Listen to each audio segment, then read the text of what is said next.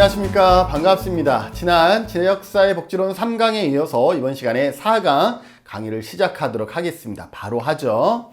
자, 지방분권화, 지역분권화와 지역사회복지입니다. 지역분권화, 이제 중앙에서 모든 사회복지를 다 주관하다가 이것이 지역으로 많이 사업들을 이양했죠. 그래서 지방분권화의 영향에 대해서 살펴보도록 하겠습니다. 지방분권은요, 우리가 1991년에 지방의회 의원을 직접 선거로 뽑고요. 1995년 지자체 단체장을 직접 선거로 선출하게 됩니다. 그래서 1995년 이후에 우리는 지방자치제가 도입됐다, 이렇게 얘기를 하고 있는 거죠. 자, 이러한 지방분권화의 영향은 뭐냐? 중앙에서 획일적인 사업을 하다가 이제 지방으로 넘겨줬을 때의 그런 어떤 영향에 대해서 살펴보는 거죠. 긍정적인 영향은 뭐냐? 주민의 욕구에 적합한 서비스가 가능하다라는 거죠. 지역마다 자기 지역에 맞는 서비스들을 구축할 수가 있으니까요. 주민들의 욕구에 민감하게 반응할 수가 있다라는 거죠. 제주도는 제주도의 욕구에 민감하게 반응할 수가 있는 것이죠. 예를 들어서 제주도에 쓰레기 문제가 발생하면 전국적으로는 쓰레기 문제는 아직 큰 문제가 아니야 라 그러지만 제주도는 쓰레기 문제가 크기 때문에 민감하게 반응할 수가 있고요. 양질의 서비스 개발이 가능하다라는 거죠. 양질의 서비스라는 것은 정말 그 지역의 주민들이 직접적으로 원하는 것을 직접적으로 해결할 수 있는 방안으로 접근하는 것이죠. 양질의 서비스가 가능합니다. 부정적인 영향도 있습니다. 부정적인 영향은 어떤 것이냐면 지역 간의 복지 수준의 격차가 발생한다라는 거죠. 서울은 복지가 이만큼인데 제주도는 이만큼이에요. 왜? 예산이라든지 여러 가지 또 지자체 단체장의 그런 어떤 관심도에 따라서 달라질 수가 있죠. 그래서 지역 간의 복지 수준의 격차가 발생할 수 있다. 다른 말로 지역 간 불균형이 발생할 수 있다. 같은 말일 수 있고요. 지역 이기주의가 팽배하겠죠. 너 서울 그래 봐야 우리 제주도가 훨씬 나아 이렇게 할 수가 있는 거죠. 중앙정부의 사회적 책임이 약화된다라는 거죠. 이 전체를 어떻게 보면 중앙정부에서 책임을 졌어야 되는데 이제는 뭐예요? 그 안에서 서울은 서울대로 제주도는 제주 안에서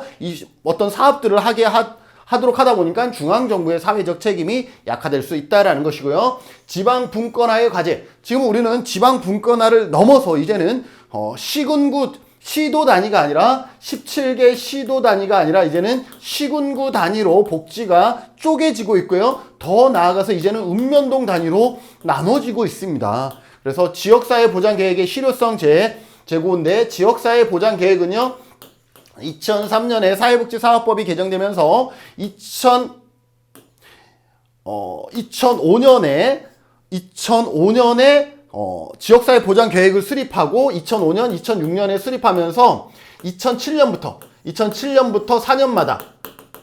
4년마다 계획을 수립하게 됩니다. 2007년에 제1기 사회보장 계획이 수립이 됐죠. 그래서 이러한 지역사회보장 계획의 실효성을 제고하는 그러한 목소리가 높아지고 있고요. 지역 간 재정 불균형을 해소해야 이러한 지역 간 불균형이라든지 이러한 것들을 우리가 예방할 수가 있는 것이고 민간협력 네트워크가 강화가 된다라는 거죠. 그래서 이 지역사회보장계획이나 수립할 때 핵심이 뭐냐면 협의체인데 협의체의 또 역할 중에 하나는 민간협력이죠. 그래서 민간협력의 역할이 이제는 점점 중요해지고 있다라고 보시면 되겠습니다. 지역사회보장계획의 필요성과 특성입니다. 자, 지역사회보장계획 언제부터 했다 그랬어요? 2003년에 사회복지. 그래서 2003년에 사회복지 사업법 암기하셔야 돼요. 사회복지 사업법이 개정이 됩니다. 개정이 되는 거예요. 변경이 되면서 이 안에 크게 두 가지의 내용을 담는데 첫 번째는 시군구 단위의 지역사회 복지협의체를 구성하고 그 다음에 4년마다 두 번째는 4년마다 지역사회 복지 계획을 수립하도록 이 내용이 2003년 사회복지사업법 개정으로 이루어집니다. 그러면서 이 시군구 지역사회보장 복지협의체 구성이 2005년에 구성이 됩니다. 2005년에 구성이 되고요. 4년마다 지역사회복지계획 수립은 2005년에 시군구 지역사회복지협의체가 구성되면서 2006년에 계획을 수립하고 2007년부터 어떻게 시행됩니다. 시행. 계획을 수립한 건 언제? 2006년에 계획을 수립하고 계획이 수립돼야 이 계획에 따라서 시행할 거 아니에요. 그래서 2007년부터 시행하게 되는 것이죠. 자, 개념 봅시다. 지역 주민의 복지 욕구와 복지 자원에 대한 분석을 토대로 제대로 된 분석을 토대로 지역 차원의 복지 사업을 종합적으로 고려하여 종합적으로 이러한 단어들 고려하여 수립하는 지역사회 차원의 사회복지에 관한 기본 계획이다. 필요성은 지역사회 중심의 사회복지를 제공하고 사회복지 서비스의 지역 간 특화성, 그 지역에 맞는 서비스들과 욕구, 문제들이 있을 거죠. 지방자치단체의 계획과 조정 기능을 강화한다. 특성 보면요. 지역 주민의 복지 욕구와 복지 자원에 대한 분석을 토대로, 그죠? 지역 차원의 복지 사업을 종합적으로, 같은 말이죠. 고려하여 수립하는 지역사회 차원의 복지이다. 지역사회 중심의 사회복지 서비스를 제공한다. 지역사회 중심. 그래서 타이틀 자체가 지역 사회보장 계획이죠. 사회보장이기 때문에 복지만 들어가는 것이 아니라 문화, 예술, 체육, 보건 전부 다 포함됩니다. 그래서 사회복지 서비스의 지역 간 특성화, 지방자치 단체의 계획 조정 기능이 있고 실천 계획과 집행 계획 4년마다 수립되는 중장기 계획이다. 4년마다 수립되는 중장기 계획이다라는 것이고 고유사업의 개발과 추진 계획, 이용자 중심의 계획, 사회적 차원의 배분 수단으로서 계획, 지방자치의 지표로서 계획이 이루어진다라고 볼 수가 있죠. 자, 이러한 또 이제 시군구 지역사회 보장 계획과 시도 지역사회 보장 계획이 있습니다. 방금 얘기했던 지역사회 보장 계획은요. 여기에 보면 지역사회 보장이라고 바뀌었죠. 이게 바뀌는 이유가 나중에 설명할 기회가 있으면 설명하겠지만 2014년에 송파 세모녀 사망사건이 발생하죠. 그래서 2014년에 어떤 법을 만들어내냐면 사회보장 급여 이용 제공 및 사각지대 발굴에 관한 법률이 2014년 12월에 제정이 됩니다. 이때 없던 법이 만들어지는 거예요. 그리고 이것이 언제부터? 2015년부터 시행이 되는데 아까 사회복지사업법에 있던 내용이 이 법으로 넘어가요. 사회복지사업법에 있던 내용이 뭐예요? 이 두 가지.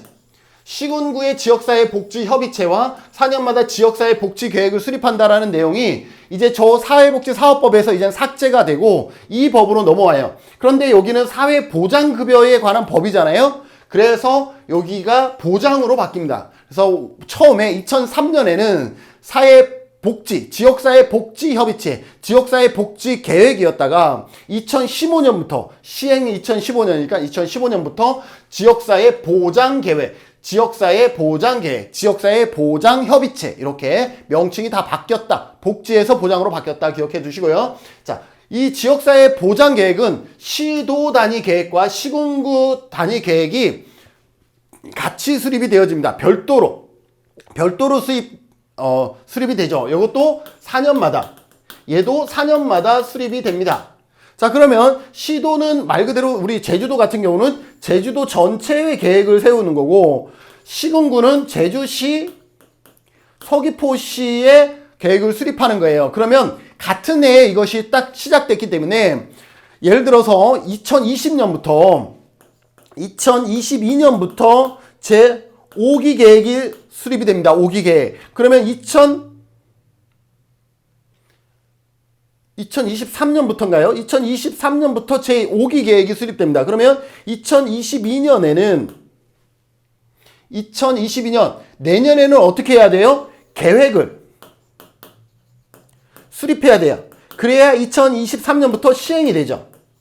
맞나요? 2007년부터 7, 8, 9, 10 2011년 12, 13, 14 2015 16, 17, 18 2019 20, 21, 22까지죠. 그죠? 그러니까 23년부터 제5기 계획이 돼요. 그래서 2023년부터 제5기 계획이 시행되죠. 그러면 내년에 계획을 수립해야 되는데 실제로 내년에 계획을 수립해요.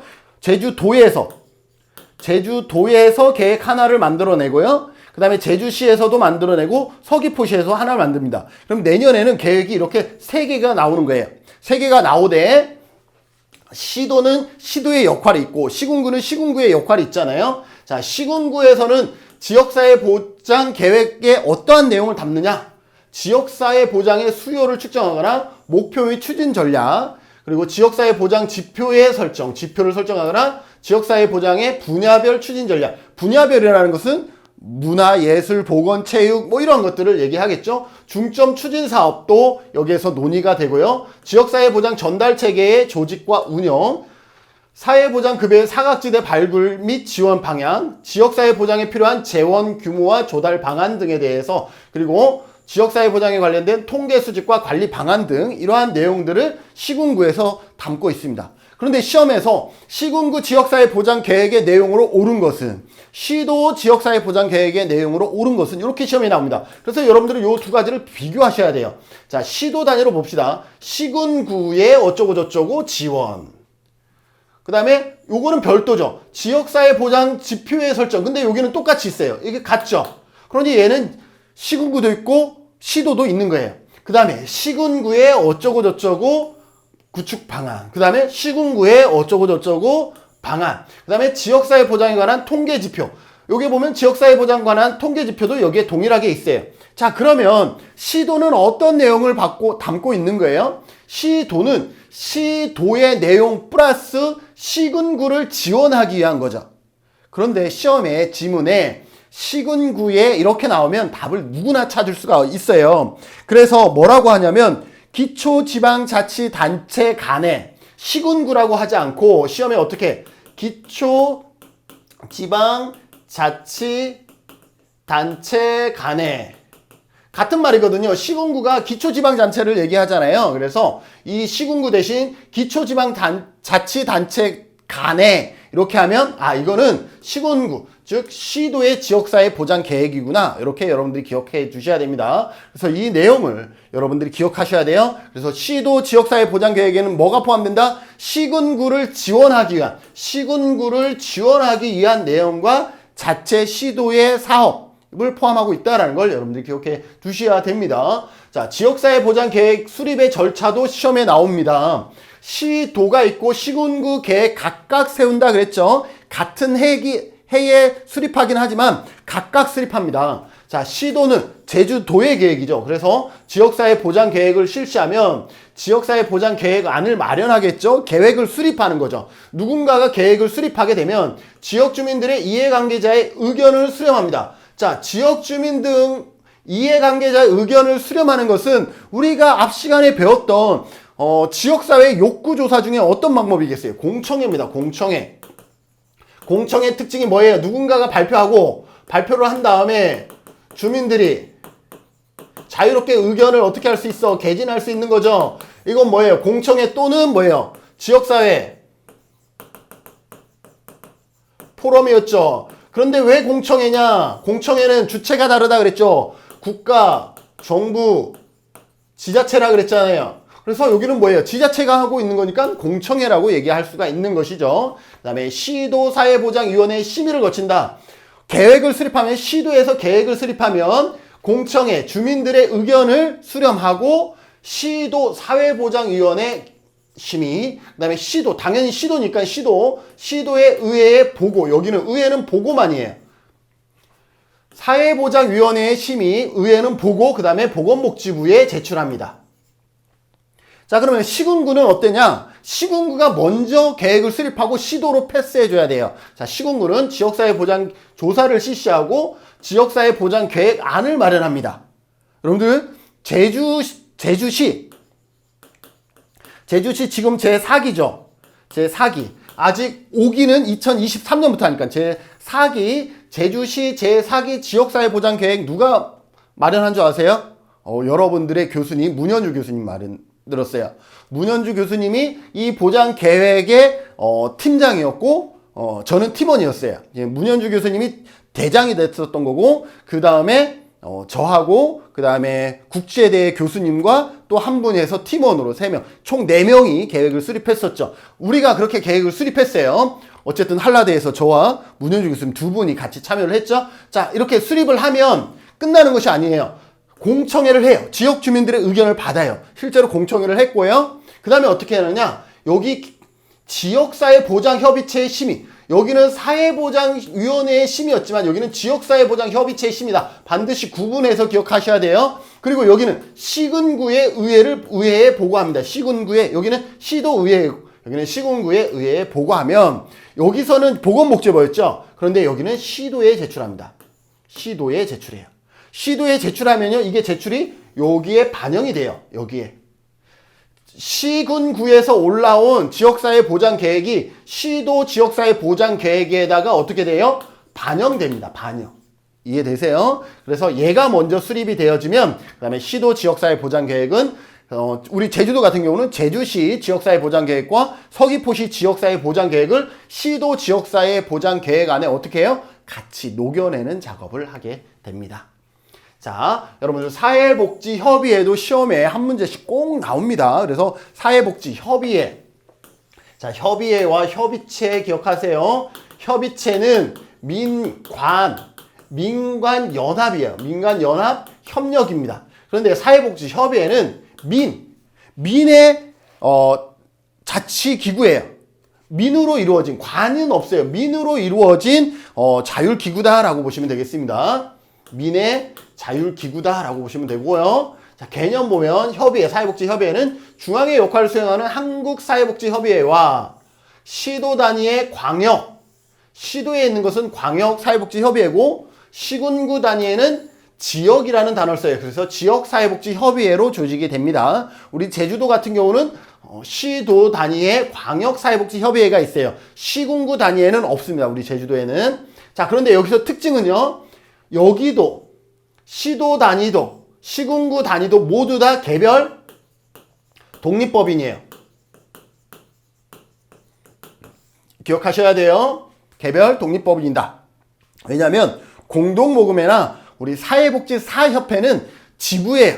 개별 법인이 아니라 그냥 한국 공동모금회의 지부인 거예요. 중앙의 지부 형태를 띠는데 협의회만큼은 한국사회복지사협회도 독립법인이고 시도에 있는 광역사회복지협의회도 독립법인이고 우리 제주도는 없지만 지역마다 시군구 사회복지협의회가 있다 그러면 그 시군구 사회복지협의회도 독립법인으로 이루어졌다라는 걸 기억하세요. 그래서 사회복지사업법에 법적 근거가 있다. 어디에? 사회복지사업법에 법적 근거가 있다.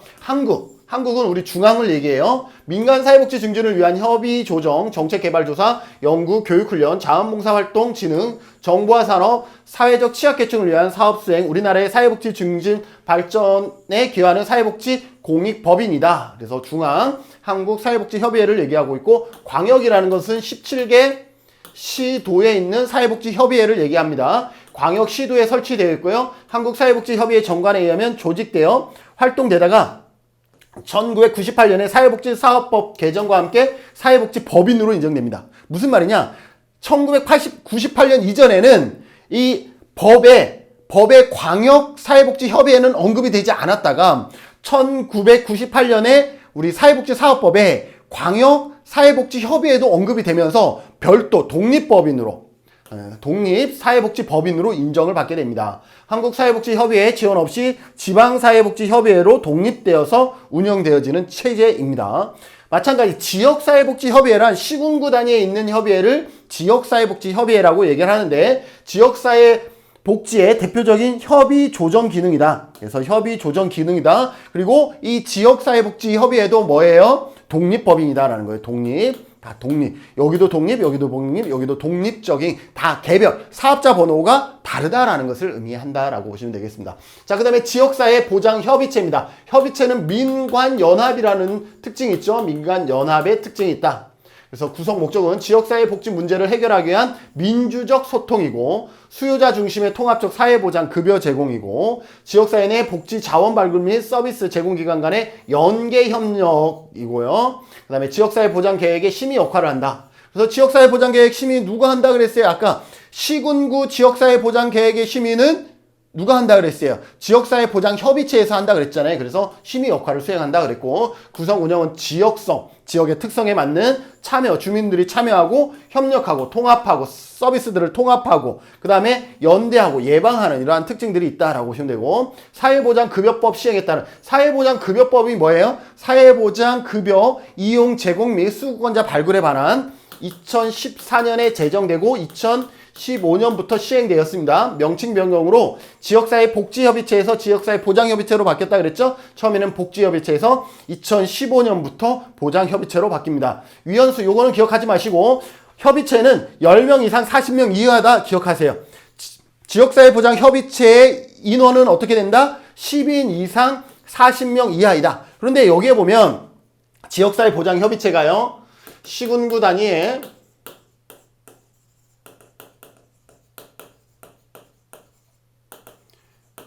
협의체 안에, 시군구 단위의 지역사회보장협의체 안에 대표협의체,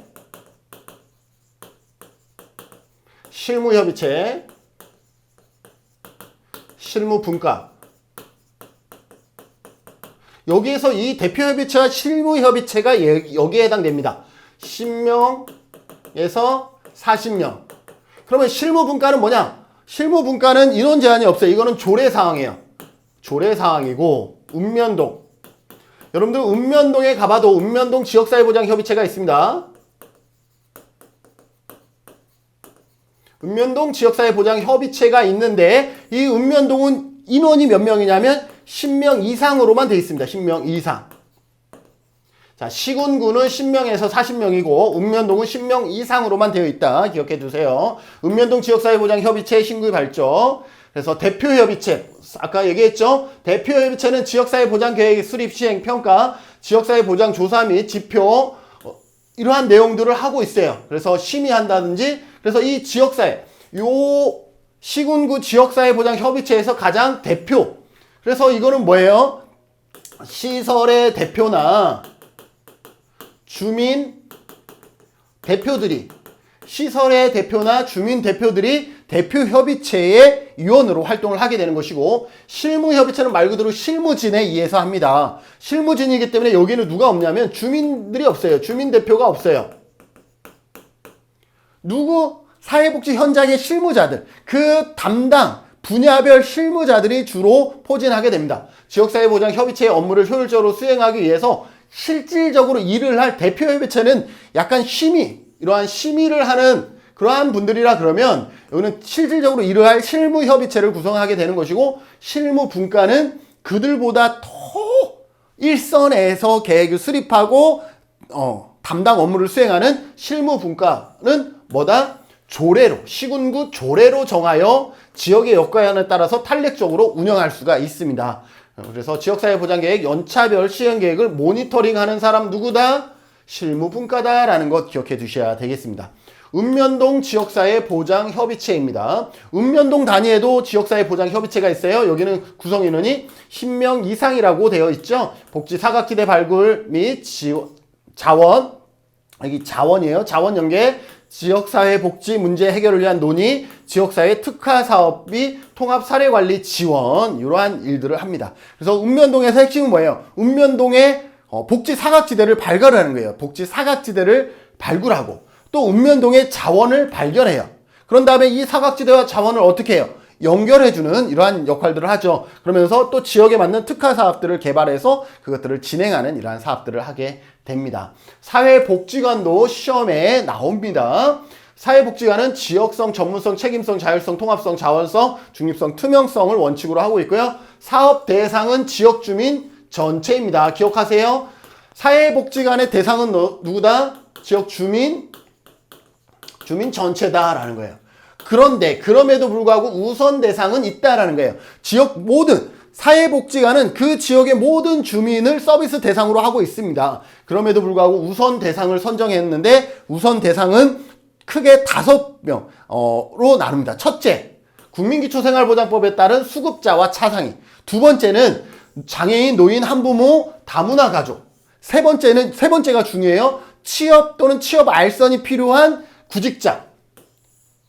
네 번째는 뭐예요? 보호와 교육이 필요한 아동, 청소년이에요. 이렇게 네 가지고요. 다섯 번째 요거는 뭐 별도로 필요하다라고 인정하는 자. 그래서 크게 네 가지 또는 다섯 가지로 기억하시면 될 것 같아요. 시험에 이게 실제로 나왔었던 거죠. 다음 보기 중에서 우선 대상, 사회복지관의 우선 대상은 총 몇 명이냐 이렇게 시험에 나왔었던 거예요. 자, 그러면 누구가 되는 거예요? 일단 군급법에 따른 수급자나 차상위 계층 대상자가 되고요. 노인이나 아동이나 청소년, 아니다. 노인이나 장애인이나 한부모 가족이거나 다문화 가족은 대상자가 됩니다. 또 취업이 필요한 취업 구직자도 우선 대상이 되고요. 끝으로 뭐예요? 보호와 교육이 필요한 영아는 아니고 유아 청소년이 여기에 해당된다는 거 기억해 두세요. 기능은 이렇게 세 가지 기능으로 바뀌었습니다. 2012년에 사회복지 사업법이 개정되면서 5대 사업에서 3대 기능으로 바뀝니다. 그래서 현재는 3대 기능입니다. 사례관리 기능, 서비스 제공 기능, 지역 조직화 기능으로 구분된다라고 보시면 되겠습니다. 사례관리는 사례 발굴, 사례 개입, 서비스 연계 이거 있고요. 서비스 제공은 말 그대로 서비스를 제공하는 지역 조직화는 이 지역 조직화라는 건 뭐예요? 주민을 조직하는 것이 아니라 지역을, 그래서 주민보다도 지역을 우선적으로 관리하는 것이 사회복지관이다라고 보시면 되고, 복지 네트워크 구축이라든지, 그래서 사회복지 실습 이런 것들을 하죠. 주민 조직화, 그래서 조직화 교육 이런 거 하고, 자원 개발 및 관리, 후원자 개발 이러한 역할들을 하게 된다라고 보시면 되겠습니다. 사회복지 공동 모금에도 시험에 나옵니다. 교수님 다 나와요. 그럼 다 나오죠. 적어도 한 문제씩 다 나오는 거예요. 그래서 다 한 문제씩 나온다라는 거 보시고, 자, 개념 사회복지 공동 모금회법. 공동 모금회법이 언제 만들어지는지 여러분들 아셔야 됩니다.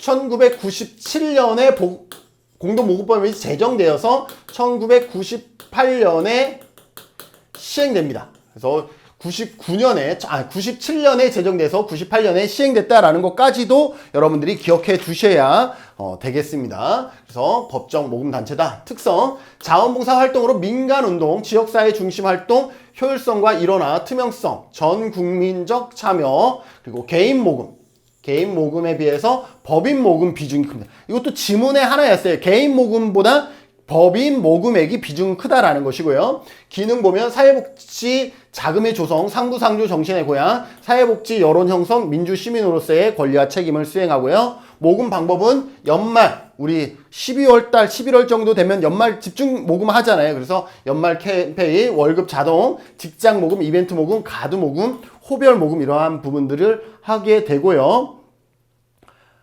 모금은 언제 해요? 모금은 연중합니다. 연중. 여기에 연말에 캠페인을 많이 하지만 사회복지 공동모금의 모금은 연중합니다. 연중. 그래서 모금 유형은 개별형, 기업 중심형, 단체형, 특별사업형 이러한 것. 특별사업형은 뭐예요? 친선 골프라든지 이러한 걸 통해서 모금도 하게 되죠. 배분사업은 신청사업, 기획사업, 긴급사업, 지정기탁사업인데 신청사업은 자유공모죠. 자유공모. 기획사업은 특정 주제에 대해서 공모하는 거죠. 특정 주제에 대해서 공모하는 것입니다. 배분 유형은 기관 배분형, 문제 중심 배분형, 혼합 배분형. 그러니까 기관과 문제를 합친 것을 뭐래요? 1+2를 혼합 배분형이라고 할 수 있고, 지역 배분형은 배분을 하다 보면 지역 안배가 안 될 경우가 있잖아요. 그래서 지역 안배형으로 배분하는 것을 지역 배분형이라고 볼 수가 있겠죠. 자원봉사센터는 자원봉사활동 기본법의 근거법이 있습니다. 그래서 이 자원봉사활동 기본법은 행안부예요. 행안부. 행정안전부예요. 누가 아니에요? 보건복지부가 아니에요. 보건복지부가 아니고 자원봉사센터는 자원봉사활동 기본법에 의해서 행정안전부 산하다라는 것을 여러분들이 기억해 두셔야 되겠습니다. 그래서 한국자원봉사협의회는 누구의 인가를 받냐 하면 보건복지부 장관의 인가가 아니라 여기에 행안부 장관의 인가를 받아야 된다. 이것도 기억해 두시죠. 자원봉사센터 뭔지는 아시죠? 자원봉사의 모집, 유지, 관리 등 제반 기능을 담당하는 지역사회 추진체계로서 특성은 한국자원봉사협의회가 있습니다. 행안부 장관의 인가를 받아서 운영하는. 그리고 한국자원봉사협의회는 정관을 작성하여 행정안전부 장관, 여기 있네요. 그죠? 인가를 받아 등기함으로써 설립된다. 누가 아니다? 보건복지부가 아니라 행정안전부 장관이다라는 거 기억하시고, 자원봉사센터에 대한 사업비 보조, 법적 근거는 비영리 민간단체 지원법이다라는 것. 자원봉사센터의 설치 법적 근거는 자원봉사 활동 기본법 행안부 산하이고, 자원봉사센터의 조직 및 운영의 법적 근거는 지방자치단체의 조례에 있다라는 것까지 여러분들 기억해 주시면 좋겠습니다.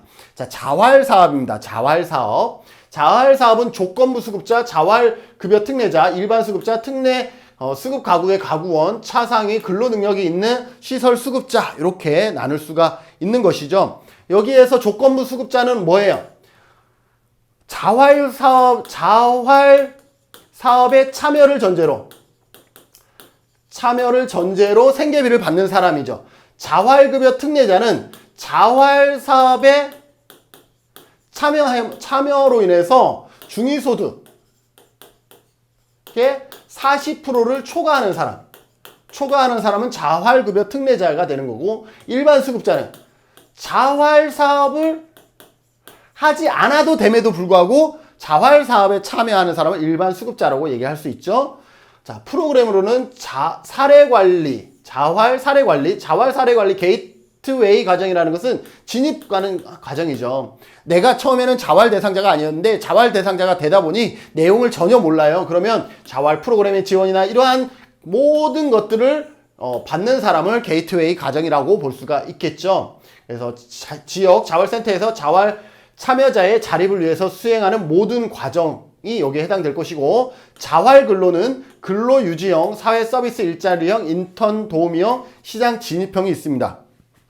그래서 시장 진입형은 이제 곧 어떻게 이 자활사업에서 나와서 시장으로 갈 수 있는 그런 어떤 기술과 이러한 것들을 배우는 과정이다라고 보시면 되겠죠. 자활기업은 반드시 2인 이상의 수급자 또는 차상위가 상호 협력하여 2인 이상이라 해야 됩니다. 한 사람이면 1인이면 이거는 창업이에요. 창업이지 기업이라고 할 수 없어요. 기업이기 때문에 2인 이상이라 해야 되고, 근데 요 뒤에 보면 조합 또는 부가가치세법상 1인 이상의 사업자 형태로, 이거는 뭐냐면 2인 이상이긴 하지만 사업자 번호를 받을 때 2인이 동시에 받게 되면 이게 사업이기 때문에 계약도 해야 되고 거래도 해야 되는 일들이 많은데 2인으로 받아보면 2인의 도장이 계속 들어가야 되기 때문에 영업하는데, 일을 하는데 엄청 귀찮은 거예요. 어려운 거예요. 그래서 2인 이상 수급자가 협력해서 하는 것을 자활기업이라고 하는데, 사업자 번호를 받을 때에는 대표 한 사람이 받을 수 있다라는 거예요. 이게 원래 안 됐었는데 바뀐 거예요. 자산형성지원사업으로 희망키움 통장, 희망키움 통장 1, 2, 내일키움 통장, 이러한 부분들이 있습니다. 희망키움 통장이라는 것은 일하는 수급자인데, 이 수급자가 우리는 맞춤형이잖아요. 그죠? 그래서 생계급여 수급자나 의료급여 수급자는 일하는 생계급여 또는 의료급여 수급자는 희망키움 1의 대상이 되는 것이고, 희망키움 2는 일하는 수급자인데 여기는 교육급여와 주거급여와 교육급여의 대상자는 희망키움 2의 대상자가 됩니다. 여기는 10만원을 입금하면 33만원을 플러스 해줘야, 여기는 10만원을 입금하면 10만원을 플러스 해줘야, 내일키움 통장은 5만원에서 10만원을 입금하면 1대1 매칭 펀드다라고 보시면 되겠습니다. 지역 자활센터가 있죠. 근로 능력이 있는 저소득층에게 집중적이고 체계적인 자활 서비스를 제공하는 곳은 어디예요? 지역 자활센터라고 보시면 되겠죠. 그래서 기초수급자 차상위 계층의 자활 촉진에 필요한 사업을 수행하고, 기초자치단체의 시군구에게 한 개소씩 설치하는 것을 목표로 2019년 248개 기관이 있다라는 것. 그래서 뭐예요? 시군구에 한 개 이상 있다라고 보시면 되겠습니다. 우리 제주도도 물론 당연히 있고요.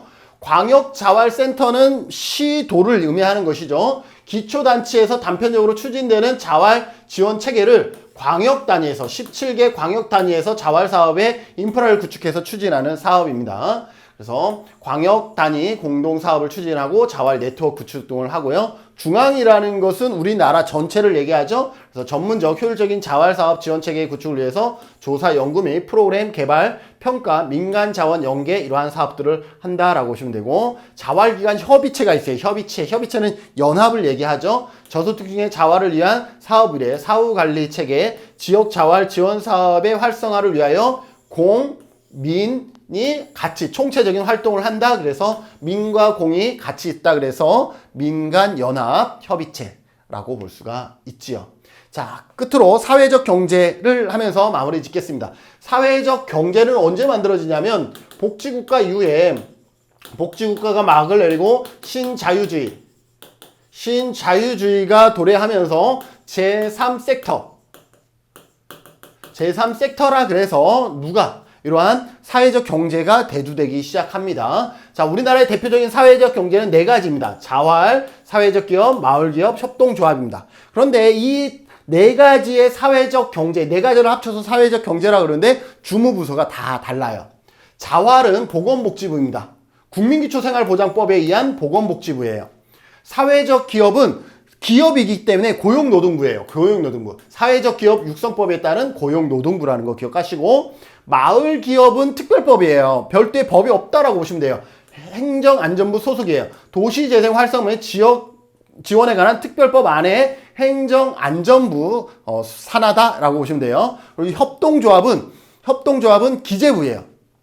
협동조합 기본법에 의한 기획재정부에서 담당한다라는 거 기억하시고, 자활기업이라는 것은 방금 우리가 했죠. 자활기업 2인 이상의 수급자 또는 저소득층이 상호 협력하여 조합 또는 부가가치세법상 1인 이상의 사업자의 형태로 탈빈곤을 위한 자활사업을 의미하고요. 사회적 기업은 취약계층의 사회서비스 또는 일자리를 제공하는, 그래서 여기는 일자리 제공이 우선 목표가 있죠. 지역사회에 공헌함으로써 지역주민의 삶의 질을 높이는 등의 사회적 목적을 추구하면서 재화 및 서비스의 생산, 판매 등 영리활동을 하는 기업이다. 영리활동을 해요. 사회적 기업은 뭐다? 영리 추구한다. 영리를 추구하면서 이걸 플러스 뭐예요? 사회적 가치도 추구하는 이 두 마리 토끼를 다 잡는 것을 사회적 기업이라고 볼 수가 있죠. 마을 기업은 그 주체가 지역주민 또는 단체예요. 지역주민 또 그래서 지역주민의 인력을 활용하여서 지역의 생활 환경을 개선하고 지역 공동체를 활성화하여 소득 및 일자리를 창출하는, 여기에 주체는 뭐예요? 중요한 것은 지역주민들이 같이 일정 부분 이상 포함되어져야 마을 기업이라고 할 수가 있는 거죠. 협동조합은 5인 이상이면서 뭐예요? 1인 1표로 민주적으로 운영하는 시스템이다라고 보시면 되겠습니다. 재화 용역 금연, 생산, 판매, 제공 등 협동 영위하는 목적으로 조합원의 권익 향상하고 지역사회에 공헌하고자 하는 사업 조직이다 라고 보시면 되겠습니다. 이처럼 사회적 경제 네 가지의 유형까지 여러분들이 잘 보시고요. 최근에는 사회적 경제도 시험에 자주 출제되어지고 있는 영역이다 라고 보시면 되겠습니다. 이상 우리가 3강에 걸쳐서 지역사회 복지론을 살펴봤습니다. 아주 빠르게 살펴봤기 때문에 여러분들이 이해 안 되는 부분들은 반복해서 들으시고, 그럼에도 이해 안 되시는 분들은 제 개인 유튜브 복지인 연구소 채널 찾아오시면 지역사회 복지론을 여러분들이 적어도 시험 볼 때 크게 어렵지 않도록 시험에 볼 수 있도록 조금 시간을 좀 늘려서 강의한 게 있습니다. 지금 현재 업로드 되고 있으니까 여러분들이 학교 수업 이것만 하셔도 여러분들이 충분히 커다란 틀은 다 이해할 수가 있어요. 그런데 난 좀 더 공부하고 싶어 하면 개인 유튜브 채널을 방문하셔도 되고, 또 여러분들이 교재를 좀 더 꼼꼼히 살펴보셔도 될 것 같습니다. 자, 이상으로 지역사회 복지론 특론 모든 과정을 마무리하도록 하겠습니다. 수고하셨습니다.